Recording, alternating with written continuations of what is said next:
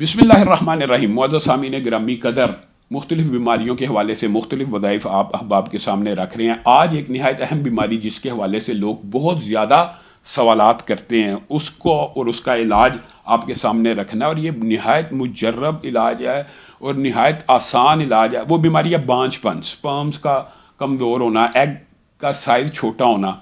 और ये कुरान पाक से दो नबियों की दुआएं साबित हैं। एक नबी हज़रत इब्राहीम ने पीराना साली के आलम में ये दुआ की, रब्बी हबली मिनस सालिहीन फबश्शरनाहु बिग़ुलामिन हलीम।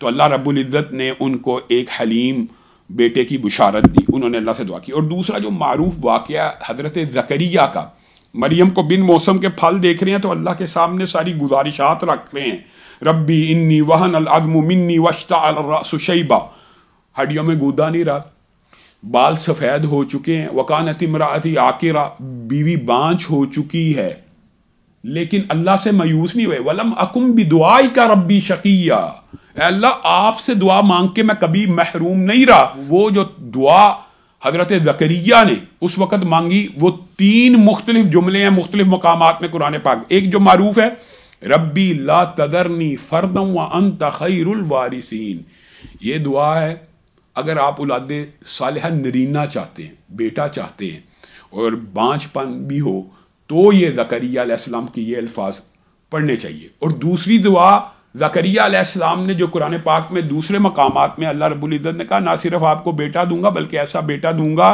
जिसका नाम भी मैं रब खुद रखूंगा और उस जैसा नाम पहले किसी का रखा ही नहीं गया होगा। यानी ये नाम याहिया का पहली मर्तबा अल्लाह ने खुद रखा इस दुआ के सबब। और हजरत ज़करिया की जो दूसरी दुआ है, फ़हबली मिल्लदुन का वलिया, तो आप यहाँ पे ये भी लगा सकते हैं, रब्बी हबली मिल्लदुन का वलिया।